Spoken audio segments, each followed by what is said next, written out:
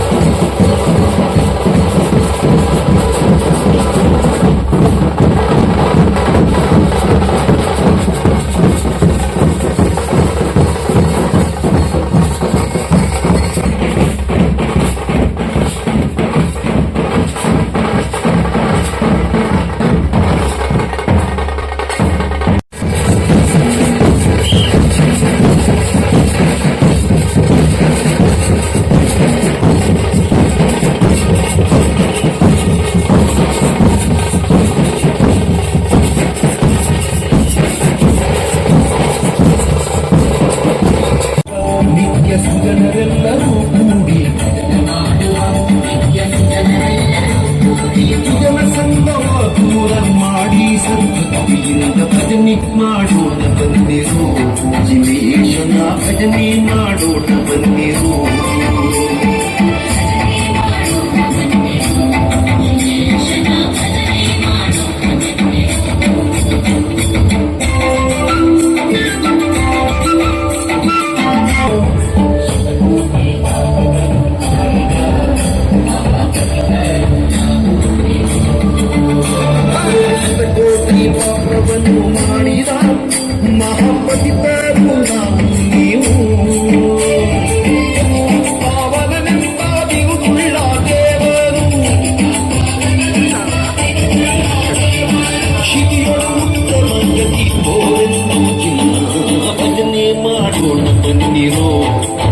ಸಿದ್ದೇಶನ ಭಜನೆ ಮಾಡೋಣ ಬನ್ನಿರು.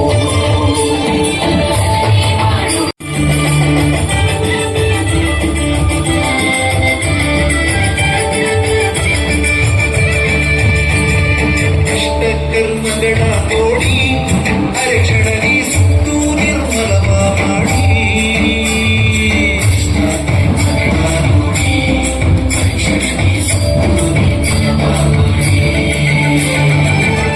ನಿರ್ಮಲವ ಮಾಡಿ ಕೃಷ್ಣಾರ್ಥಗಳ ಬಿಟ್ಟು ಕರುಣಾಡಿ ಪಾಲಿವ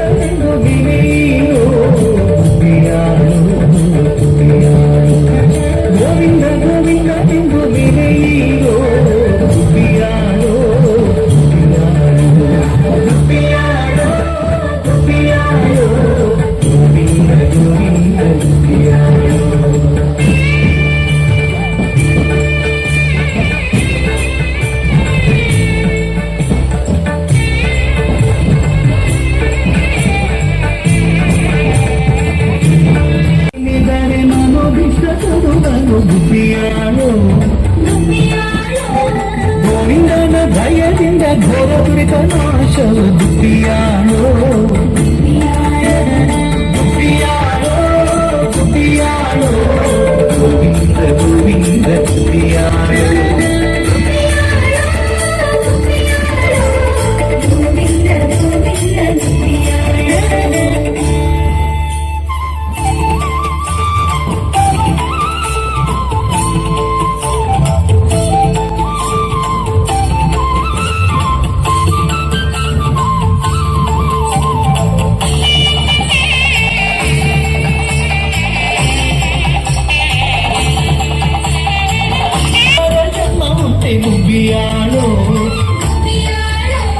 ಸೂರನನ ಜ್ಞಾನದಿಂದ ಅತಿಶಯವು ಇರುವುದು ಗುಬ್ಬಿಯಾಳು ತ್ರಿವಿಕ್ರಮನ ನೆನೆದರೆ ಸಾವಿತ್ರಿಯಾಗಿ ಹರ ಗುಬ್ಬಿಯಾಳು ವಾಮದೇವರು ನಮಗೆ ವರಗಳ ಕೊಡುವನು ಗುಬ್ಬಿಯಾಳು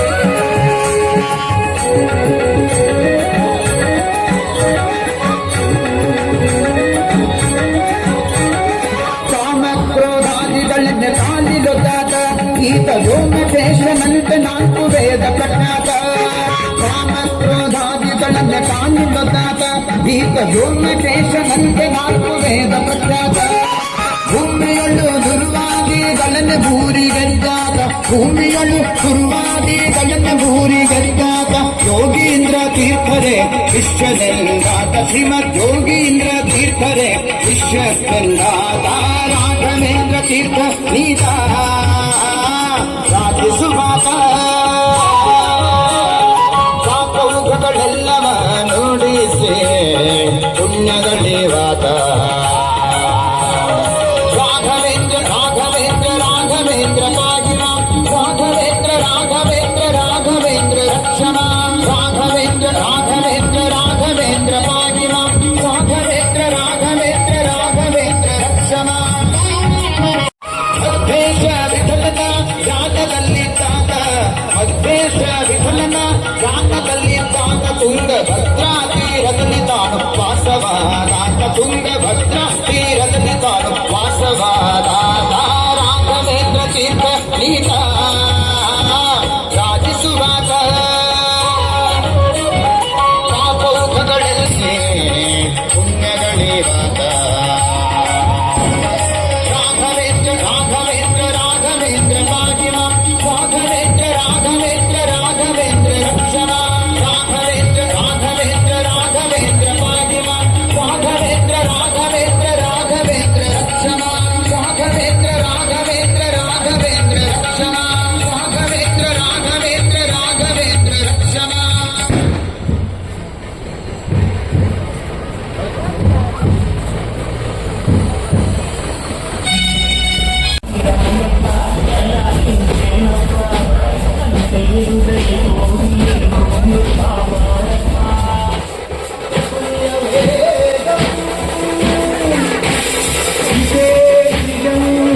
बुद्धिमता वरिष्ठं वातात्मजं वानरयूथमुख्यं श्रीरामदूतं शिरसा नमामि बुद्धिर्बलं यशोधैर्यं निर्भयत्वमरोगता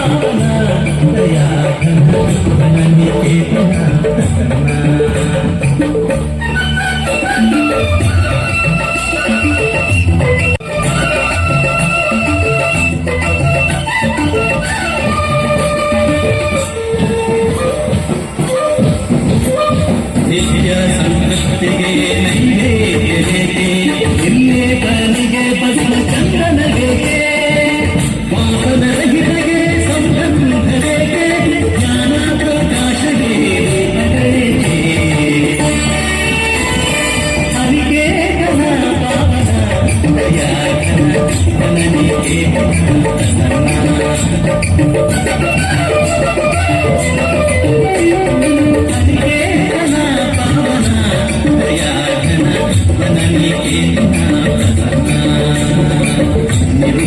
ನಿರುಪಮಾನಂದಧಾರಣ ವಿಶ್ವಕಾರಣ ಗುರಿತ ವಿಚಾರಣ ಸುಜ್ಞಾನ ಕಿರಣ ಅನಿಕೇತನ ಪಾವನ ದಯಾಘನ ವನನಿಕೇತನ ಪ್ರಸನ್ನ ಅನಿಕೇತನ ಪಾವನ ದಯಾಘನ ವನನಿಕೇತನ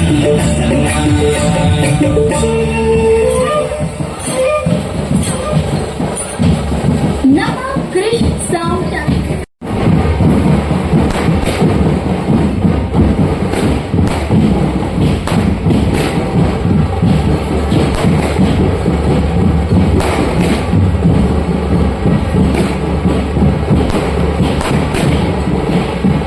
ಜ್ಯೋತಿ ದೀಪಂ ಜ್ಯೋತಿರ್ಜನಾರ್ದನಃ ದೀಪೋ ಹರತಮಯ ಪಾಪಂ ದೀಪಂ ಜ್ಯೋತಿರ್ನಮಸ್ತತೆ. ದೀಪವನ್ನು ಬೆಳಗುವುದರ ಮೂಲಕ ವೇದಿಕೆಯಲ್ಲಿನ ಗಣ್ಯರು ಕಾರ್ಯಕ್ರಮವನ್ನು ಪ್ರಾರಂಭಿಸಬೇಕು.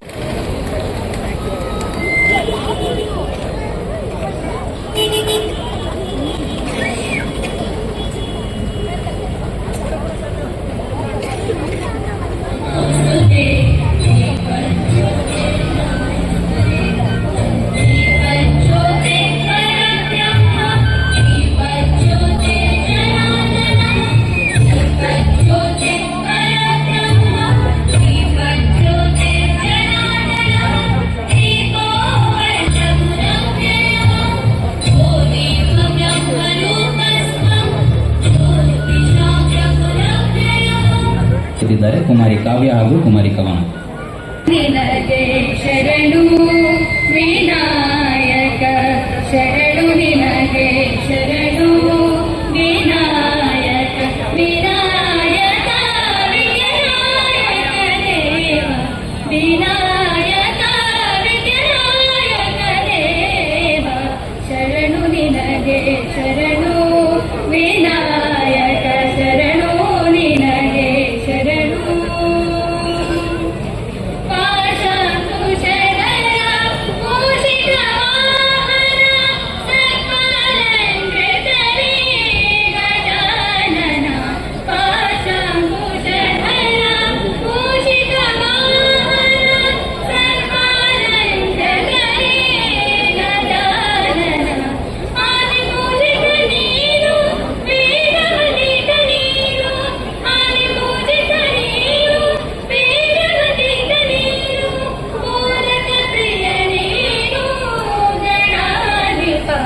ಶರಣು ನಿನಗೆ ಶರಣು ವಿನಾಯಕ ಶರಣು ನಿನಗೆ ಶರಣು ವಿನಾಯಕ. ವೇದಿಕೆಗೆ ಬಂದು ಒಂದು ಕಿರುಕಾಣಿಕೆಯನ್ನು ಸ್ವೀಕರಿಸಬೇಕಾಗಿ ಕೇಳ್ಕೊಳ್ತಿದ್ದೇನೆ.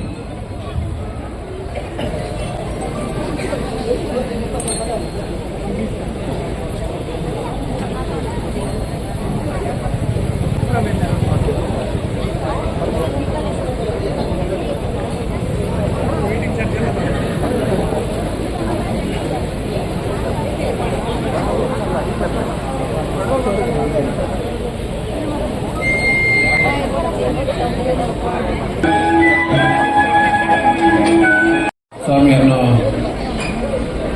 ಆಶೀರ್ವಾದವನ್ನು ಬೇಡಿಕೊಳ್ಳುತ್ತಾ, ವಿಶ್ವ ಹಿಂದೂ ಪರಿಷತ್ ಬಜರಂಗದಳ ಪ್ರತಿ ವರ್ಷದಂತೆ ದತ್ತ ಜಯಂತಿ ಈ ವರ್ಷವೂ ಕೂಡ ಅದ್ದೂರಿಯಾಗಿ ಕಳಸದಲ್ಲಿ ಸಂಕೀರ್ತನೆ ಯಾತ್ರೆಯನ್ನು ಮಾಡಿದೆ.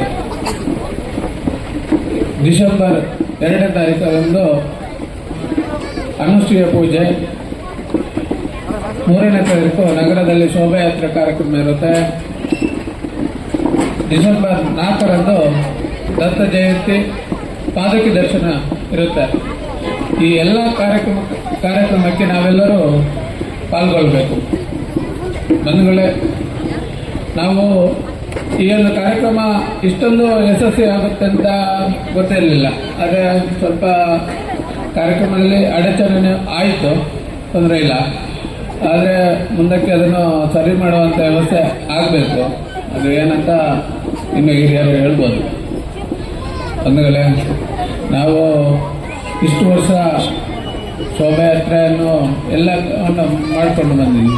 ಆದರೆ ನಮಗೆ ಇಲಾಖೆ ಕಡೆಯಿಂದನೇ ಸ್ವಲ್ಪ ಬೇಜಾರು. ಯಾಕೆಂದರೆ ಯಾರು ಆಕ್ಟಿವ್ ಆಗಿರ್ತಾರೆ ಆ ಕಾರ್ಯಕರ್ತರಿಗೆ 107 ಅಂತ ಹಾಕುವಂಥ ಕೆಲಸವನ್ನು ಮಾಡುವಂಥದ್ದು ಕಾರ್ಯ ಆಗ್ತದೆ. ಇದು ಇಲ್ಲಿಯ ಸ್ಥಳೀಯ ಪೊಲೀಸರು ಕೇಳಿದರೆ ಮೇಲಾಧಿಕಾರಿಗಳು ಹೇಳ್ತಾರೆ ಅಂತ ಹೇಳ್ತಾರೆ. ಅದು ಯಾವ ಮೇಲಾಧಿಕಾರಿಗಳು ಹೇಳಿದ್ದಾರೆ ಅಂತ ಗೊತ್ತಿಲ್ಲ. ಮೊನ್ನೆಂದು ನಾನು ಎಲ್ಲರಿಗೂ ಗೊತ್ತಿರುವಂತೆ ನಾನೊಂದು ಕೆಲವೊಂದು ಆರ್ಥಿಕ ಪರಿಸ್ಥಿತಿಯಲ್ಲಿ ನಾನು ಮನೆಯಲ್ಲಿ ಕೆಲಸ ಮಾಡಿಕೊಂಡು ನಾನು ಸಂಘಟನೆ ಕಡೆಯಿಂದ ಸ್ವಲ್ಪ ದೂರ ಇದ್ದೆ. ಆದರೂ ನಮ್ಮ ಹಿರಿಯರು ನನ್ನ ಜೊತೆ ಮಾತಾಡಿ ವಾಪಸ್ ನೀನು ಸಂಘಟನೆಗೆ ಬರಬೇಕಂತ ಹೇಳಿ ನನ್ನನ್ನು ವಾಪಸ್ ದತ್ತ ಜಯಂತಿ ಕಾರ್ಯಕ್ರಮದಲ್ಲಿ ಭಾಗವಹಿಸಬೇಕಂತ ಹೇಳಿ ಆಯಿತು ಅಂತ ಹೇಳಿ ನಾನು ವಾಪಸ್ ಬಂದೆ. ಬಂದ ತಕ್ಷಣ ನನ್ನ ಕಣ್ಣಿಗೆ ಕಂಡ ತಕ್ಷಣವೇ 1-2 ವಾರದಲ್ಲಿ 107. ಅದರಲ್ಲಿ 1-2 ಪದಗಳಿದ್ದಾವೆ. ನಾನು ಅದನ್ನು ಮೇಲಧಿಕಾರಿಗಳು ಅಂತ ಗೊತ್ತಿಲ್ಲ, ಕೆಳಧಿಕಾರಿಗಳು ಅಂತ ಗೊತ್ತಿಲ್ಲ. ಪುಂಡ ಹುಡುಗರು, ಅನ್ಯ ಧರ್ಮರಿಗೆ ಬೆದರಿಕೆ ಅಂತ ಹೇಳಿದೆ. ನನಗೆ ಅದು ತುಂಬ ಬೇಜಾರು. ನಾನು ಇಷ್ಟು ಸಂಘಟನೆಗೆ ಸೇರಿ 17 ವರ್ಷಗಳ ಕಾಲ ಆಯಿತು. ಆದರೆ ಯಾವುದೇ ಒಬ್ಬ ಅನ್ಯ ಧರ್ಮೀಯರಿಗೆ ನಾನು ಬೆದರಿಕೆ ಹಾಕಿಲ್ಲ. ಯಾವುದೇ ಪುಂಡ ಹುಡುಗರ ಜೊತೆ ನಾನು ಸೇರಿಲ್ಲ. ಅದು ಯಾಕೆ ಈ ಪದ ಬಂತು ಅಂತ ನನಗೆ ಅದನ್ನು ಸ್ಪಷ್ಟಪಡಿಸಬೇಕು ಅಧಿಕಾರಿಗಳು. ಯಾಕೆ ಈ ಮಾತನ್ನು ಹೇಳಿದ್ರು ಅಂತ ಗೊತ್ತಿಲ್ಲ. 4 ದಿನ ವಾಪಸ್ ಕೇಸ್ ಹಾಕಿದ್ರು ನನಗೆ ತೊಂದರೆ ಇಲ್ಲ. ನಾನು ಕೇಸು ಹಾಕಿ ನನಗೆ ಅದು ಪೊಲೀಸ್ ಸ್ಟೇಷನ್ ಅಂದ್ರೆ ಅದು ಮಾವನ ಮನೆ ಇದ್ದಂಗಾಗಿದೆ, ಹೋಗೋದು ಬರೋದು. ನಾವು ಪುಂಡ ಹುಡುಗರು ಆಗಿರ್ಬೋದು. ಯಾಕೆ ಪುಂಡ ಹುಡುಗರು ನಿಮ್ಮ ಉದ್ದೇಶದಲ್ಲಿ, ಕಾನೂನು ಉದ್ದೇಶದಲ್ಲಿ ಆಗ್ತದೆ ಅಂತ ನಂಗೆ ಗೊತ್ತಿದೆ. ಯಾವುದೋ ಒಂದು ಲೌಜಿ ಅದನ್ನು ತಡೆಯಕ್ಕೆ ಹೋದ್ರೆ ಅದು ಪುಂಡ ಹುಡುಗರು. ಗೋಹತ್ಯೆನ ಪೊಲೀಸ್ ಇಲಾಖೆಗೆ ಮಾಹಿತಿ ಕೊಟ್ರೆ ನಾವು ಪುಂಡ ಹುಡುಗರು.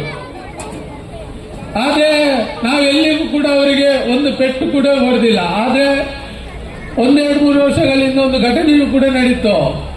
ನಮ್ಮ ಕಾರ್ಯಕರ್ತರ ಖಾಲಿ ಪೇಪರಿಗೆ ಸೈನ್ ಹಾಕಿಸಿ ಒಂದು 6 ಜನಗೆ ಲೌಜಿಯಾದ ಕೂಡ ಕೇಸನ್ನು ಹಾಕುವ ಕೆಲಸವನ್ನ ಇಲ್ಲಿಯ ಪೊಲೀಸರು ಹಿಂದೆ 3 ವರ್ಷದಿಂದನೇ ಹಾಕಿದ್ರು. ಅದೇ ಮೊನ್ನೆ ಒಂದು ವಿಚಾರ ಈ ಫೋಟೋದಲ್ಲಿ ಕಾಣಬಹುದು. ನಮ್ಮ ಬಜರಂಗ ದಳದ ಅವನು ಧರ್ಮ ರಕ್ಷಕ ಸುಭಾಷ್ ಶೆಟ್ಟಿ ಅವ್ರ ವಿರುದ್ಧ ಹೋರಾಟ ಮಾಡಿದ್ವಿ, ಪ್ರತಿಭಟನೆ ಮಾಡಿದ್ವಿ. ಅವನ ಪರವಾಗಿ ನಾವು ಅವನು ಡೆತ್ ಆಗಿದೆ ಅಂತ ಹೇಳಿ ಅವನ ವಿರುದ್ಧ ನಾವು ಸ್ವಯಂಪ್ರೇರಿತವಾಗಿ ಬಂದಿಗೆ ಕೊಡಿ ಇಡೀ ಜಿಲ್ಲೆಯಲ್ಲಿ ನಾವು ಬಂದಿಗೆ ಕರೆ ಕೊಟ್ಟಿದ್ವಿ. ಆದ್ರೆ ಶೃಂಗೇರಿ ಬಿಟ್ಟರೆ ಕಳಸ ಈ 2 ತಾಲೂಕಲ್ಲಿ ಮಾತ್ರ ಕಾರ್ಯಕರ್ತರು ಇರೋದಂತ ಕಾಣುತ್ತೆ ನಂಗೇನ ಪೊಲೀಸರಿಗೆ. ಮತ್ತೆ ಯಾವ ಜಿಲ್ಲೆ ಯಾವ ತಾಲೂಕಿನಲ್ಲೂ ಕೂಡ ಕೇಸ್ ಆಗಿಲ್ಲ. ಅದು ಯಾಕಂತ ಗೊತ್ತಿಲ್ಲ. ಆದ್ರೆ ಕೇಳಿದ್ರೆ ಹೇಳ್ತಾರೆ ಅದು ನೀವು ಬಂದ್ ಮಾಡ್ತಿದ್ವಿ. ನಾವು ಬಂದ್ ಮಾಡ್ತಿದ್ದಿಲ್ಲ. ಪೇಪರಿನಲ್ಲಿ ಪತ್ರಿಕೆಯಲ್ಲಿ ಕೂಡ ಇದೆ ಸ್ವಯಂ ಪ್ರೇರಿತ ಬಂದ್. ನಾವೇನು ಯಾರನ್ನ ಬಲಾತ್ಕಾರವಾಗಿ ಬಂದ್ ಮಾಡಿಲ್ಲ. ಆದ್ರೆ ಅದರಲ್ಲಿ ಒಬ್ರು ಪಾಪ 200ಕ್ಕೂ ಹೆಚ್ಚು ದೇಶಭಕ್ತಿ ಗೀತೆಯನ್ನ ಬರೆದಂತಹ ಒಬ್ರು ನಮ್ಮ ಜೊತೆ ಹಿರಿಯರು ಸುಭಾಷ್ ಶೆಟ್ಟಿ ನಿಧನದ ನಂತರ ಅದನ್ನು ಬಂದು ನಮ್ಮ ಜೊತೆ ಸಾಂತ್ವನ ಹೇಳುವ ಮೂಲಕ 1-2 ಮಾತುಗಳನ್ನು ಆಡಿದ್ದಾರೆ. ಅವರ ಮೇಲೆ ಪ್ರಚೋದನಕಾರಿ ಹೇಳಿಕೆ, ಅವರಿಗೆ 107 ಶಾಸ್ತಿ ಭಂಗ ಮಾಡುವವರಿಗೆ 107 ಇಲ್ಲಿ ಬಿದ್ದಿಲ್ಲ. ಯಾಕೆ ಬೀಳ್ತಿಲ್ಲ? ಮಂಗಳೂರಿಂದ ಇಲ್ಲಿಗೆ ಗಾಂಜಾ ಡ್ರಗ್ಸ್ ಹಾಕುವಂತವ್ರನ್ನ ಯಾಕೆ ನೀವು ಅವ್ರ ಮೇಲೆ 107 ಹಾಕಲ್ಲ? ನಿಮ್ಮ ಪೊಲೀಸ್ ಇಲಾಖೆ ನಮ್ಮ ಬಜರಂಗ ದಳ ಕಾರ್ಯಕರ್ತರ ಬಗ್ಗೆ ಮಾತ್ರ ಮಾಹಿತಿ ಇರುತ್ತಾ, ಅಥವಾ ಅವ್ರ ಬಗ್ಗೆ ಮಾಹಿತಿ ಇರಲ್ವ ನಿಮಗೆ? ನಾನು ಮನೆಯಲ್ಲೇ ಎಲ್ಲ ಅಧಿಕಾರಿಗಳು ನನಗೆ ಫೋನ್ ಮಾಡಿ ಅವರು ಆಧಾರ್ ಕಾರ್ಡ್ ಕೊಡಿ, ಇವರ ಆಧಾರ್ ಕಾರ್ಡ್. ನಾನು ಈಗ ದೂರ ಆಗಿದ್ದೀನಿ ದೇಶದಿಂದನೂ. ನಾನು ಹಿಂದೆ ಒಂದು ಭಾರಿ ವಿಶ್ವಾಸ ಇತ್ತು. ಇಲಾಖೆ ಅಂದ್ರೆ ನನಗೆ ಭಾರಿ ನಂಬಿಕೆ. ಆದ್ರೆ ಇಲಾಖೆ ಅಂದ್ರೆ ಈಗ ನಂಬಿಕೆ ಇಲ್ಲ. ಯಾಕೆಂದ್ರೆ ಅವ್ರಿಗೆ ಆಧಾರ್ ಕಾರ್ಡ್ ಕೊಟ್ಟರೆ ಮಾರನೇ ದಿವಸ ಕೇಸ್, ಅವರ ಬಯೋಡಾಟಾ ಇಟ್ಕೊಂಡು ಕೇಸ್ ಮಾಡ್ತಾರೆ. ಮಾರನೇ ದಿವಸ ಅವ್ರನ್ನ ಕರ್ಕೊಂಡು ಬರೋಕ್ಕೆ ನನ್ನಿಂದ ಸಾಧ್ಯ ಇಲ್ಲ. ಒಂದು ವೇಳೆ ನಾವು ಯಾವುದೇ ಯಾರ ಪರನೂ ಯಾರ ವಿರುದ್ಧನೂ ಅಲ್ಲ, ಇದು ಧರ್ಮದ ಪರ, ನಮ್ಮ ಹಿಂದೂ ಧರ್ಮ ಉಳಿಯುವುದಾಗಿ ನಾವು ಸಂಘಟನೆ ಮಾಡುವಂತಹದ್ದು. ನಾವು ಎಲ್ಲೂ ಕೂಡ ಒಂದಿಷ್ಟು ಮುಸ್ಲಿಮರಿಗೆ ಹೊಡಿಬೇಕು, ಮುಸ್ಲಿಮರಿಗೆ ಬೈಬೇಕು ಅನ್ನೋ ನಮ್ಮ ಹತ್ರ ಇದಿಲ್ಲ. ಇದು ದತ್ತ ಪೀಠದ ಕಾರ್ಯಕ್ರಮ ಯಾಕೆ ಮಾಡ್ತೀವಿ ಅಂತ ಹೇಳಿದ್ರೆ ನಮ್ಮ ಹಿರಿಯರು ಹಾಕಿ ಕೊಟ್ಟಂತ ಒಂದು ಕಾರ್ಯಕ್ರಮ. ಅದನ್ನು ನಾವು ಮಾಡಲೇಬೇಕಾಗಿದೆ.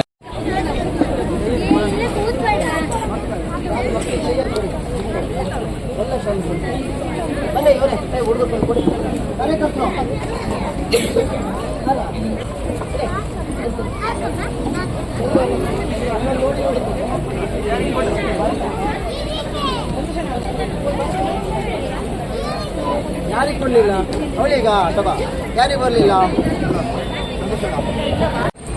ಕಳಸದ ಪ್ರಮುಖ ಬೀದಿಯಲ್ಲಿ ಭವ್ಯ ಶೋಭಾಯಾತ್ರೆ ಜರುಗಿ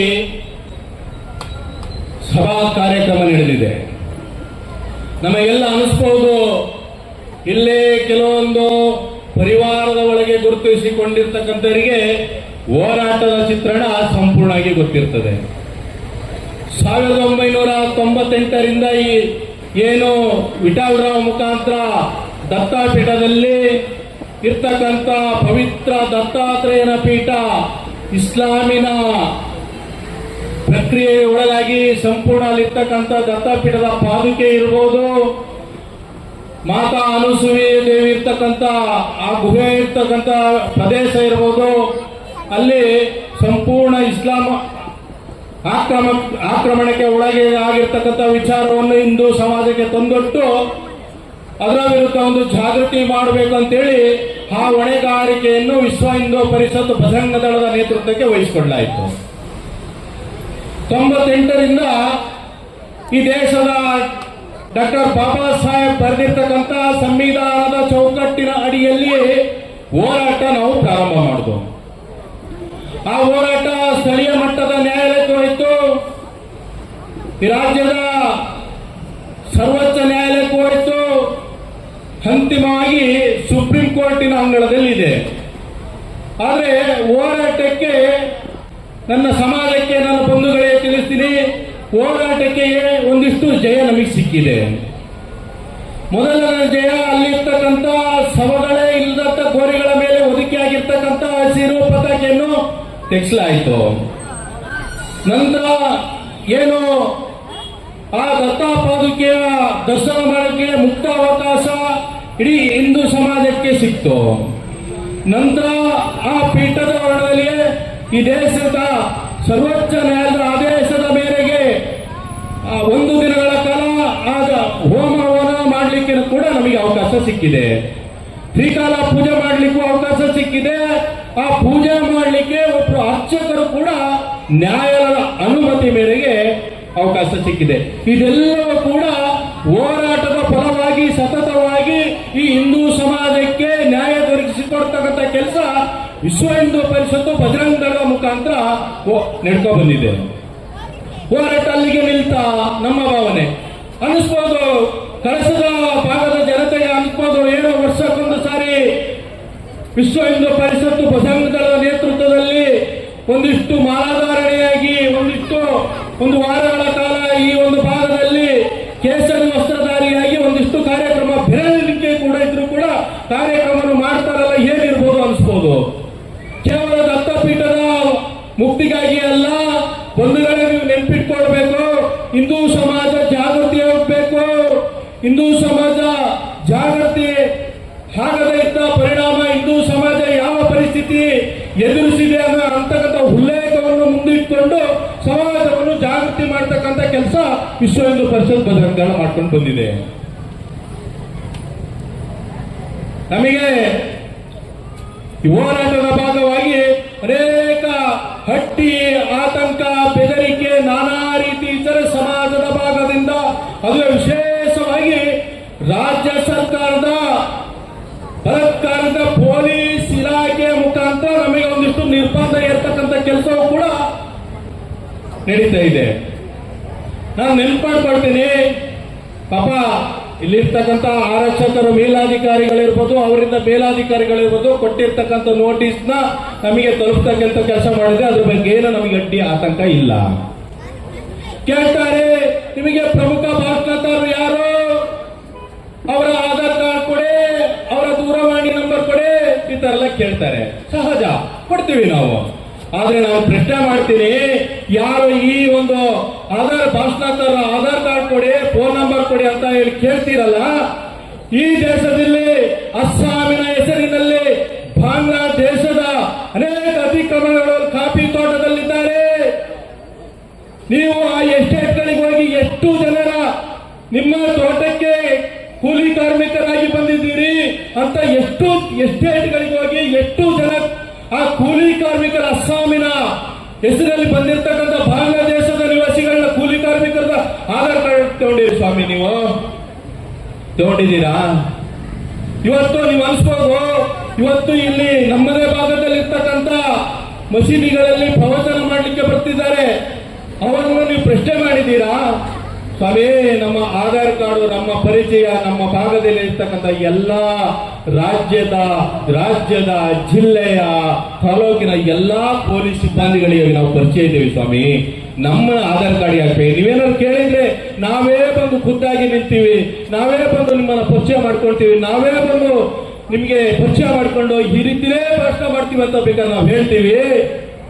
ಆದ್ರೆ ಈ ತರ ನೋಟಿಸ್ ಕೊಡುವ ಮುಖಾಂತರ, ದೂರವಾಣಿ ನಂಬರ್ ತಗೊಂಡು ನಮ್ಮನ್ನು ಮಾತನಾಡಿಸ್ಕೊಳ್ಳೋ ಮುಖಾಂತರ ನಮಗೆ ಬೆದರಿಕೆ ಒಡ್ಡಂತ ಕೆಲಸ ನಿಮ್ಮ ಇಲಾಖೆಯಿಂದ ಮಾಡಬೇಡಿ. ನಾವೇನ್ ಮಾಡ್ತಾ ಇದೀವಿ? ಯಾವುದೇ ಧರ್ಮವನ್ನು ನಿಂದನೆ ಮಾಡ್ತಿಲ್ಲ, ಯಾವುದೇ ಮತವನ್ನು ದೋಷಣೆ ಮಾಡ್ತಿಲ್ಲ. ನಮ್ಮ ಧರ್ಮವನ್ನು ಜಾಗೃತಿ ಮಾಡ್ತಕ್ಕಂಥ ಕೆಲಸವನ್ನು ಮಾತ್ರ ನಾವು ಮಾಡ್ತಾ ಇದೀವಿ. ಏನು ಜಾಗೃತಿ? ನಮ್ಮ ಹಿಂದೂ ಸಮಾಜಕ್ಕೆ ಒಂದು ಮೋಡ ಕವಿದಿದೆ ಸ್ವಾಮಿ. ನಾವು ಪ್ರಾರಂಭದಿಂದ ನೋಡೋ ಈ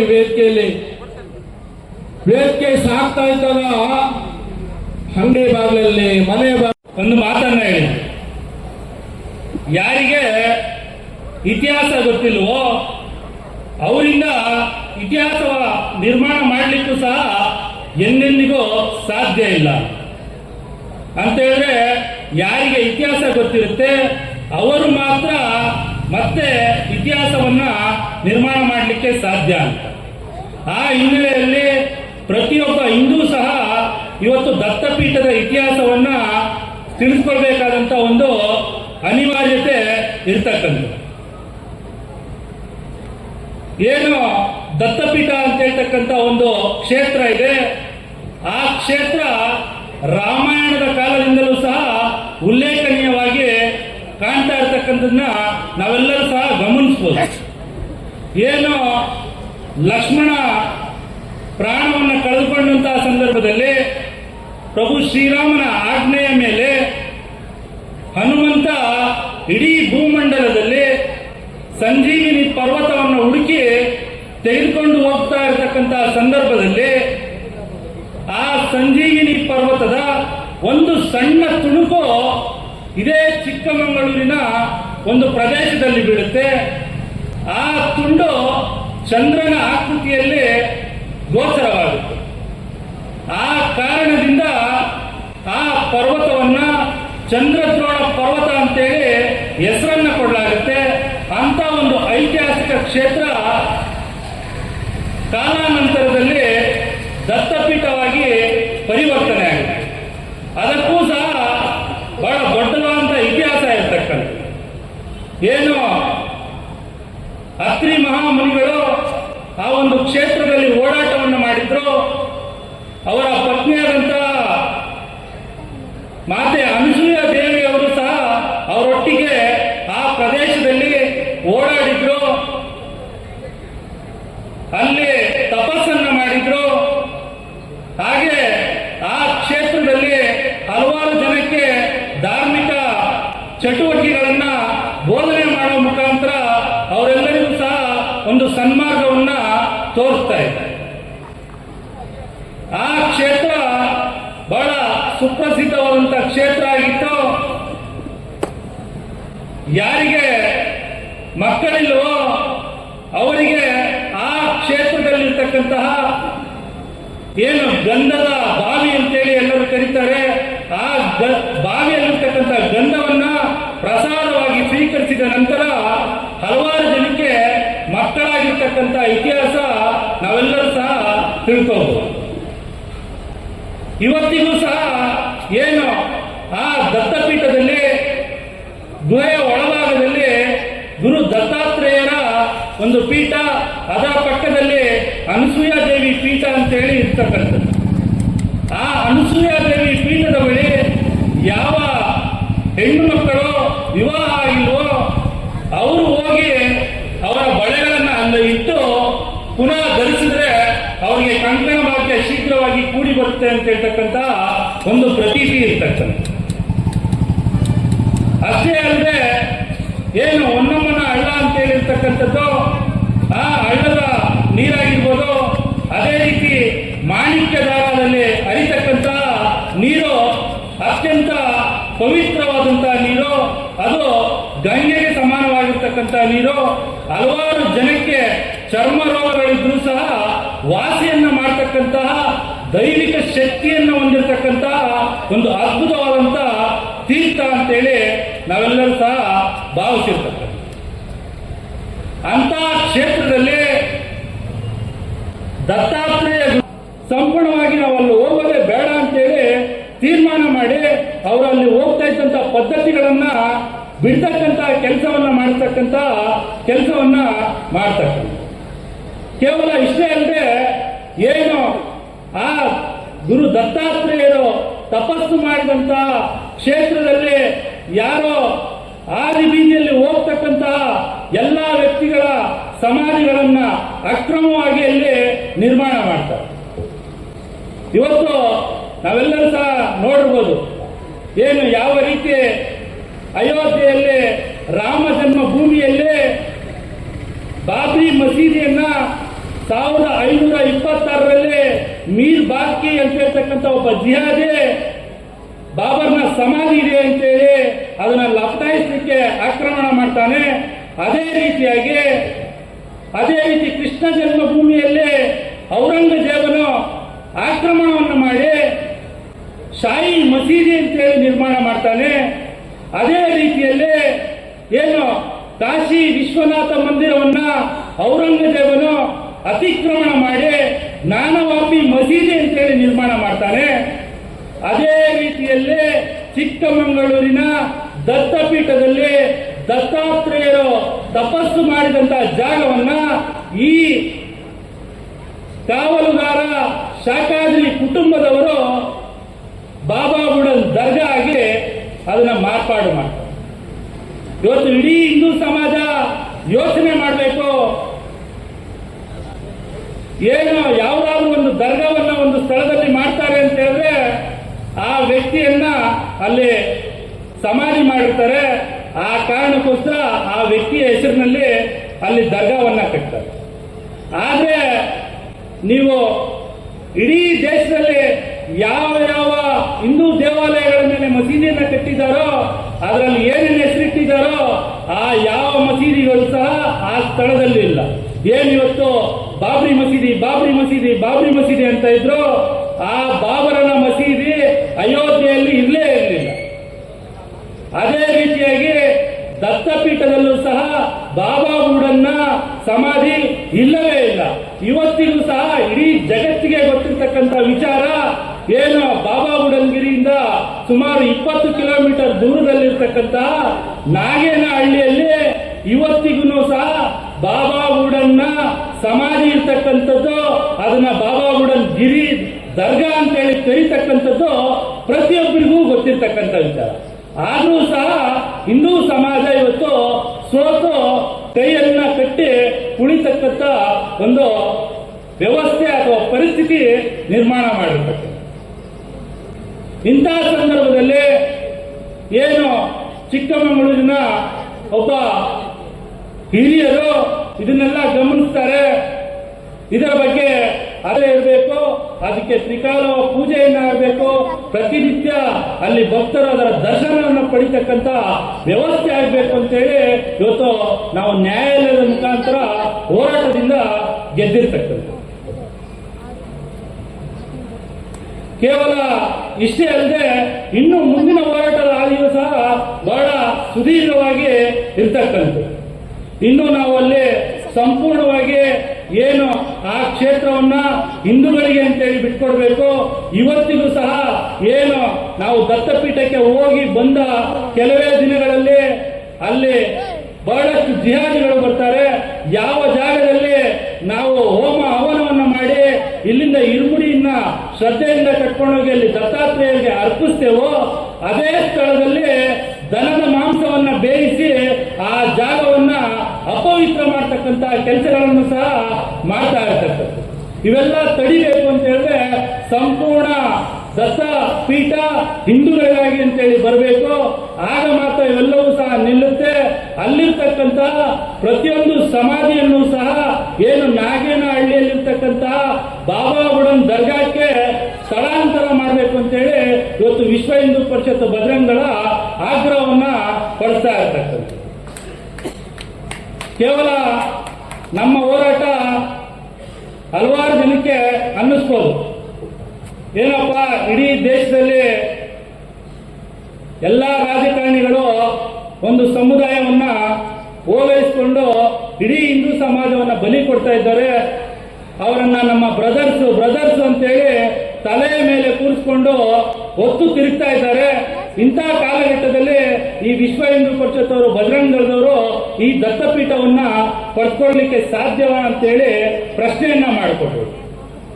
ಅವರೆಲ್ಲರಿಗೂ ಸಹ ಇವತ್ತು ನಾವು ಹೇಳಲಿಕ್ಕೆ ಬಯಸ್ತೇವೆ, ಇದೇ 5 ವರ್ಷಗಳ ಹಿಂದೆ ಇಲ್ಲಿರ್ತಕ್ಕಂಥ ಯಾರಾದ್ರೂ ನಾವು ರಾಮ ಮಂದಿರವನ್ನ ಕಟ್ಟೇವ ಅಂತ ಕೇಳಿದ್ರೆ ಯಾರೊಬ್ರು ಸಹ ಇವರಿಗೆ ಇತಿಹಾಸದಲ್ಲಿ ರಾಮ ಮಂದಿರವನ್ನ ಯಾರೂ ಸಹ ಕಟ್ಟಲಿಕ್ಕೆ ಸಾಧ್ಯನೇ ಇಲ್ಲ, ಅದೊಂದು ಚುನಾವಣೆ ಘೋಷಣೆ ಅಂತೇಳಿ ಇಡೀ ಸಮಾಜ ಭಾವಿಸ್ತಕ್ಕಂಥ ವಾತಾವರಣ ಇತ್ತು.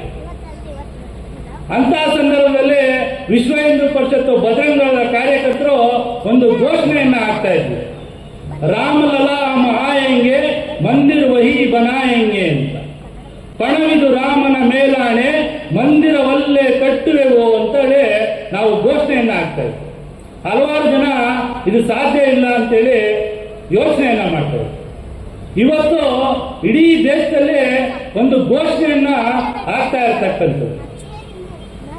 ಏನ ಘೋಷಣೆ ಅಂತೇಳಿ ಇವತ್ತು ಇಡೀ ಸಮಾಜ ತಿಳ್ಕೋಬೇಕು. षडमगलों के जाति पे भगवा हम लहराए हैं, कबर से उठ के देख ले बाबर मंदिर वही बनाए हैं ಅಂತ ಹೇಳಿದ್ರೆ, ಏನು ಮೇಲೆರಗಿ ಬಂದಂತ ಮಗನರೇ ಕಿವಿ ಕೊಟ್ಟು ಕೇಳಿ, ನಿಮ್ಮ ಎದೆಯ ಮೇಲೆ ಇವತ್ತು ಭಗವದ್ ಧ್ವಜವನ್ನ ಆರಿಸಿದ್ದೇವೆ. ಗೋರಿಯಲ್ಲಿ ಮಲಗಿರ್ತಕ್ಕಂಥ ಬಾಬರ್ ಎದ್ದು ನೋಡು, ಮಂದಿರ ಅಲ್ಲೇ ಕಟ್ಟಿದ್ದೇವೆ ಅಂತೇಳಿ ಈ ಒಂದು ಘೋಷಣೆಯ ಅರ್ಥ ಇರತಕ್ಕಂಥ. ಇವತ್ತು ಇಡೀ ಪ್ರಪಂಚಕ್ಕೆ ಹಿಂದೂ ಸಮಾಜದ ಶಾಸ್ತ್ರತೇಜ ಎಂಥದ್ದು ಅಂತೇಳಿ ವಿಶ್ವ ಹಿಂದೂ ಪರಿಷತ್ತು ಬಜರಂಗಳ ರಾಮ ಮಂದಿರದ ಮುಖಾಂತರ ತೋರಿಸ್ಕೊಟ್ಟಿರ್ತಕ್ಕಂಥದ್ದು. ಇಡೀ ಜಗತ್ತು ಯಾವುದನ್ನ ಸಾಧ್ಯ ಇಲ್ಲ ಅಂತೇಳಿ ಹೇಳಿತ್ತು, ಅದನ್ನ ಸಾಧ್ಯ ಮಾಡಿದ್ದು ಬಜರಂಗಳ ತಾಕತ್ತು. ಅದರಿಂದಾಗಿ ಇಡೀ ವಿಶ್ವಕ್ಕೆ ಒಂದು ಸಂದೇಶ ಹೋಗಿರ್ತಕ್ಕಂಥದ್ದು, ಹಿಂದೂ ಸುಮ್ಮನಿದ್ದರೆ ಅಸನ್ಮುಖಿ, ಹಿಂದೂ ಸಿಡಿದಿದ್ದರೆ ಜ್ವಾಲಾಮುಖಿ ಅಂತೇಳಿ. ಹಿಂದೂ ಯಾವತ್ತಾದ್ರೂ ಸಿಡಿದಿದ್ರೆ ಇಡೀ ಪ್ರಪಂಚದ ಭೂಗೋಳವನ್ನೇ ಬದಲಾಯಿಸತಕ್ಕಂಥ ಒಂದು ಶಕ್ತಿಯನ್ನ ಹೊಂದಿರತಕ್ಕಂಥ ಸಮಾಜ ಅದು ಹಿಂದೂ ಸಮಾಜ. ನೀವು ಎಲ್ಲಾದ್ರೂ ಗಮನಿಸಬಹುದು, ಇವತ್ತು ರಾಜಕೀಯ ಕ್ಷೇತ್ರದಲ್ಲಾಗಿರ್ಬೋದು, ಯಾವುದೇ ಕ್ಷೇತ್ರದಲ್ಲಾಗಿರ್ಬೋದು, ಇವತ್ತು ಭಾರತ ವಿಶ್ವಗುರು ಆಗಿದೆ ಅಂತ ಹೇಳಿದ್ರೆ ಅದು ಹಿಂದೂ ಸಮಾಜದ ಶಾಸ್ತ್ರತೇಜದ ಭಾಗ ಅಂತೇಳಿ ನಾವೆಲ್ಲರೂ ಸಹ ಇಡೀ ಸಮಾಜಕ್ಕೆ ತಿಳಿಸಬೇಕಾಗಿರ್ತಕ್ಕಂಥದ್ದು. ಏನು 2008ರಲ್ಲಿ ನಾವೆಲ್ಲರೂ ನೋಡಿದ್ದೇವೆ, ಏನು ಮುಂಬೈ ದಾಳಿಯಾದಂತಹ ಸಂದರ್ಭದಲ್ಲಿ 180ಕ್ಕೂ ಹೆಚ್ಚು ಜನ ಸತ್ರು ಸಹ ಯಾವುದೇ ಒಂದೇ ಒಂದು ಪ್ರತೀಕಾರ ಈ ದೇಶದಲ್ಲಿ ನಡೆದಿರಲಿಲ್ಲ.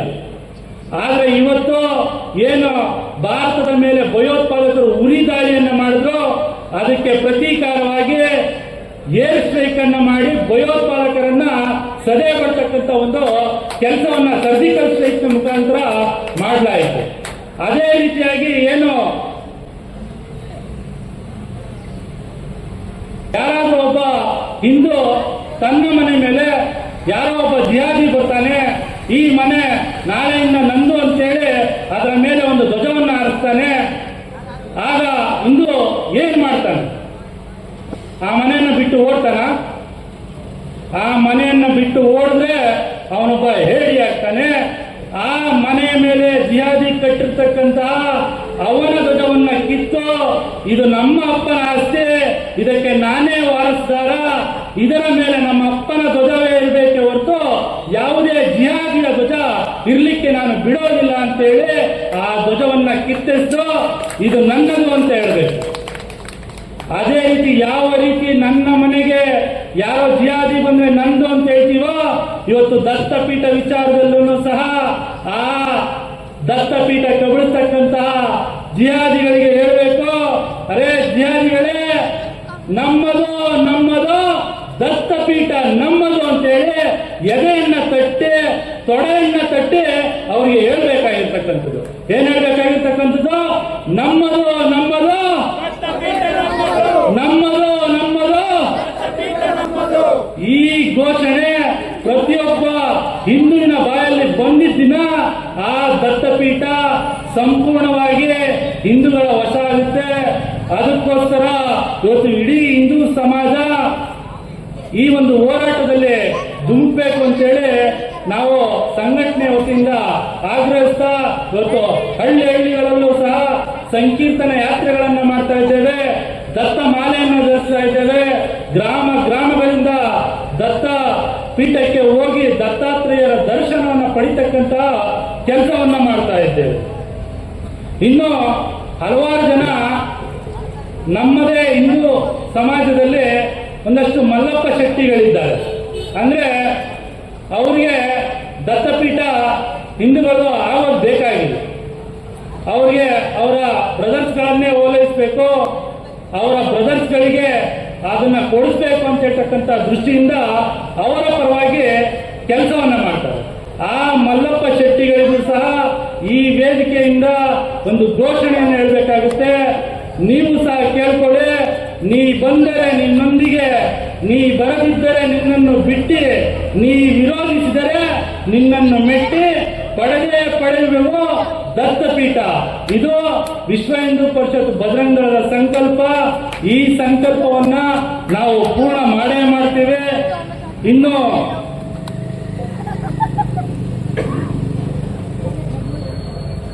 ಈ ಹೋರಾಟ ಕೇವಲ ಇಷ್ಟಕ್ಕೆ ಮುಗಿಯುತ್ತೆ, ನಾವೆಲ್ಲರೂ ಸಹ ಆರಾಮಾಗಿ ಮನೇಲಿ ಇರ್ಬೋದು ಅಂತೇಳಿ ನಾವ್ಯಾರು ಅನ್ಕೊಳ್ಳೋಂಗೆ ಇಲ್ಲ.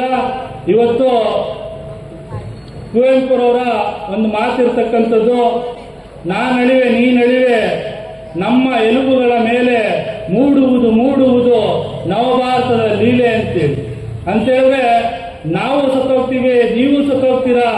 ಆದ್ರೆ ನಾವು ಮಾಡ್ತಕ್ಕಂತಹ ಪರಾಕ್ರಮದ ಮೇಲೆ, ನಾವು ತೋರಿಸ್ತಕ್ಕಂಥ ತ್ಯಾಗ ಬಲಿದಾನದ ಮೇಲೆ ಇವತ್ತು ಭಾರತದ ಪರಾಕ್ರಮದ ಇತಿಹಾಸ ನಿರ್ಮಾಣ ಆಗುತ್ತೆ. ಆ ದೃಷ್ಟಿಯಿಂದ ಪ್ರತಿಯೊಬ್ಬ ಹಿಂದೂ ಸಹ ನಾವು ಯೋಚನೆಯನ್ನ ಮಾಡಬೇಕು. ನಮ್ಮ ಭಾರತದ ಬಾವುಟ ಮೇಲೆ ತುದಿ ಎತ್ತರದಲ್ಲಿ ಅಜರಾಮರವಾಗಿ ಹಾರಬೇಕು ಅಂತ ಹೇಳಿದ್ರೆ ನಾವೆಲ್ಲರೂ ಸಹ ಒಂದು ಧ್ಯೇಯಕ್ಕೋಸ್ಕರ ನಿರಂತರವಾಗಿ ಹೋರಾಟವನ್ನ ಮಾಡಬೇಕು. ಇವತ್ತು ಕಳೆದ 4-5 ದಿನಗಳ ಹಿಂದೆ ನಾವೆಲ್ಲರೂ ಸಹ ಗಮನಿಸಿದ್ದೇವೆ. ಏನು ಅಯೋಧ್ಯೆಯ ಮಂದಿರದ ಕಾಮಗಾರಿ ಸಂಪೂರ್ಣವಾಗಿ ಪೂರ್ಣವಾಯಿತು. ಪೂರ್ಣವಾಗಿ ಸುಮಾರು 100 ಅಡಿ ಎತ್ತರದ ಒಂದು ಗೋಪುರದ ಮೇಲೆ 44 ಅಡಿ ಎತ್ತರದ ಸುಮಾರು 5,500 kg ತೂಕದ ಕಂಬದ ಮೇಲೆ 22 ಅಡಿ ಉದ್ದ 12 ಅಡಿ ಅಗಲದ ಒಂದು ಭಗವದ್ ಧ್ವಜವನ್ನ ಆರಿಸಿರ್ತಕ್ಕಂಥದ್ದು. ಆ ಧ್ವಜಕ್ಕೆ ಮಾಧ್ಯಮಗಳಲ್ಲಿ ವಿಶ್ಲೇಷಣೆ ಮಾಡ್ತಾ ಇದ್ರು. ಆ ಧ್ವಜವನ್ನ ಆರಿಸಲಿಕ್ಕೆ ಪ್ಯಾರಾಚೂಟ್ಗೆ ಬಳಸ್ತಕ್ಕಂಥ ನೈಲಾನ್ನ ದಾರವನ್ನ ಹಾಕಿ ಇವತ್ತು ಆರಿಸಿದ್ದಾರೆ ಅಂತ. ಆ ಧ್ವಜ ಕೇವಲ ನೈಲಾನ್ನ ದಾರದಿಂದ ಹಾರಾಡ್ತಾ ಇಲ್ಲ. ಏನು ಸುಮಾರು 500 ವರ್ಷಗಳ ಕಾಲ ಸುಮಾರು 70 ಯುದ್ಧಗಳಲ್ಲಿ 3 ಲಕ್ಷಕ್ಕೂ ಹೆಚ್ಚು ರಾಮ ಭಕ್ತರು ಬಲಿದಾನವನ್ನು ಕೊಟ್ಟಿದ್ದಾರೆ. ಅವರ ರಕ್ತದ ಬಲಿದಾನದ ಒಂದು ರಕ್ತದಿಂದ ಒಸದಿರ್ತಕ್ಕಂಥ ದಾರದ ಮೇಲೆ ಇವತ್ತು ರಾಮ ಮಂದಿರದ ಧ್ವಜ ಹಾರಾಟ ಮಾಡ್ತಾ ಇರ್ತಕ್ಕಂಥದ್ದು. ಅದೇ ಧ್ವಜ ಇವತ್ತು ಕೇವಲ ಗಾಳಿಗೆ ಅಲುಗಾಡ್ತಾ ಇದೆ. ಬಹಳ ವಿಹಂಗಮವಾಗಿ ಸುಮಾರು 4 ಕಿಲೋಮೀಟರ್ ದೂರಕ್ಕೆ ಕಾಣಿಸ್ತಾ ಇದೆ ಅಂತೇಳಿ ಇಡೀ ಸಮಾಜ ಅನ್ಕೊಂಡಿರ್ಬೋದು. ಅದು ಹಾರಾಡ್ತಾ ಇರ್ತಕ್ಕಂಥದ್ದು ಕೇವಲ ಗಾಳಿಯಿಂದ ಅಲ್ಲ. ಏನು ಆ ರಾಮ ಮಂದಿರಕ್ಕೋಸ್ಕರ ಉಸಿರನ್ನು ಬಿಟ್ಟಿದ್ದಾರೆ, ಆ ಎಲ್ಲ ಬಲಿದಾನಿಗಳ ಉಸಿರಿನಿಂದ ಇವತ್ತು ಆ ಧ್ವಜ ಹಾರಾಡ್ತಾ ಇರ್ತಕ್ಕಂಥದ್ದು. ಆ ಧ್ವಜ ನಿರಂತರವಾಗಿ ಹಾರಾಡಬೇಕು. ಆ ಧ್ವಜ ನಿರಂತರವಾಗಿ ಮುಗಿಲೆತ್ತರದಲ್ಲಿ ಇರಬೇಕು ಅಂತ ಹೇಳಿದ್ರೆ ಪ್ರತಿಯೊಬ್ಬ ಯುವಕ ಇವತ್ತು ರಾಮ ಮಂದಿರ, ರಾಷ್ಟ್ರ ಮಂದಿರ ಅಂತ ಹೇಳ್ತಕ್ಕಂಥ ಭಾವನೆಯನ್ನ ಬೆಳೆಸ್ಕೋಬೇಕು. ಇವತ್ತು ಇಡೀ ಸಮಾಜದಲ್ಲಿ ನಾವೆಲ್ಲರೂ ಗಮನಿಸ್ತಾ ಇರ್ಬೋದು, ಈ ದೇಶವನ್ನ ನಾಶ ಮಾಡಲಿಕ್ಕೆ ಯಾವ ರೀತಿಯಾಗಿ ಭಯೋತ್ಪಾದಕರು, ಜಿಹಾದಿಗಳು, ನಕ್ಸಲರು, ಎಡಮಿರಂಗಿಗಳು ಎಲ್ಲರೂ ಕೆಲಸವನ್ನ ಮಾಡ್ತಾ ಇದ್ದಾರೆ. ಅದರ ವಿರುದ್ಧವಾಗಿ ಈ ದೇಶವನ್ನ ಉಳಿಸ್ಬೇಕು ಅಂತ ಹೇಳಿದ್ರೆ ನಾವು ಸಹ ಜಾಗೃತರಾಗಬೇಕು. ಇವತ್ತು ಗಮನಿಸಬಹುದು, ಏನು ಡಾಕ್ಟರ್ ಹಲವಾರು ಸಂದರ್ಭಗಳಲ್ಲಿ ಹೇಳ್ತಾ ಇದ್ರು, ಭಯೋತ್ಪಾದಕರು ಯಾರು ಕನಿಷ್ಠ ಅಂತ ಹೇಳಿದ್ರು ಇಲ್ಲಿ ಎಷ್ಟು ಇದು ಪುರಸಭೆಯಾಗಿ ಎಷ್ಟು ವಾರ್ಡ್ ಇದೆ ಅಷ್ಟು ವಾರ್ಡ್ಗಳಲ್ಲಿ ಒಂದೊಂದು ಘಟಕವನ್ನ ನಾವು ಉದ್ಘಾಟನೆ ಮಾಡ್ಬೋದಾ? ಈ ವೇದಿಕೆ ಮೇಲೆ ಇವತ್ತು ದತ್ತಾತ್ರೇಯರ ಸಾಕ್ಷಿಯಾಗಿ, ತಾಯಿ ಭಾರತ ಮಾತೆಯ ಸಾಕ್ಷಿಯಾಗಿ ನೀವೆಲ್ಲರೂ ಸಂಕಲ್ಪವನ್ನ ಮಾಡಬೇಕು. ಪೊಲೀಸರು ಅವ್ರ ಕೆಲಸವನ್ನ ಮಾಡ್ತಾರೆ. ಹಲವಾರು ಜನ ಏನು ಬಜರಂಗಗಳು ಸೇರಿದ ತಕ್ಷಣ ನೋಟಿಸ್ ಅನ್ನ ಕೊಡ್ತಾರೆ, ಅದ್ ಮಾಡ್ತಾರೆ, ಇದ್ ಮಾಡ್ತಾರೆ ಅಂತ ಹೇಳಿ ಅನ್ಬೋದು. ಆದ್ರೆ ಇವತ್ತು ಒಂದನ್ನ ಮನಸ್ಸಲ್ಲಿ ಇಟ್ಕೋಬೇಕು, ಕೇಸಿಗೆ ಭಯ ಪಡ್ತಕ್ಕಂಥವನು ಯಾವುದೇ ಕಾರಣಕ್ಕೂ ಬಜರಂಗ ದಳದ ಕಾರ್ಯಕರ್ತನಾಗ್ಲಿಕ್ಕೆ ನಾಲಾಯಕ ಆಗಿರ್ತಾನೆ. ಅಂತ ನಪುಂಸಕರು ನಮ್ಮ ಸಂಘಟನೆಗೆ ಬೇಕಾಗಿಲ್ಲ. ನಮ್ಮ ಸಂಘಟನೆಗೆ ಬೇಕಾಗಿರ್ತಕ್ಕಂಥದ್ದು ಹನುಮ ಸ್ವರೂಪಿಯಾದಂತಹ, ಸಿಂಹ ಸ್ವರೂಪಿಯಾದಂತಹ ತರುಣರು. ಅಂತ ತರುಣರನ್ನ ಕಳಶದ ಬೀದಿಗಳಲ್ಲಿ ಹುಡುಕಿ ನಾವು ಸಂಘಟನೆ ಮಾಡತಕ್ಕಂತ ಕೆಲಸವನ್ನ ಮಾಡಬೇಕು ಅಂತ ಹೇಳಿ ನಿಮ್ಮೆಲ್ಲರಲ್ಲೂ ವಿನಂತಿಯನ್ನ ಮಾಡ್ಕೊಳ್ತಾ, ಈ ಒಂದು ಏನು ದತ್ತಾಮಾಲಾ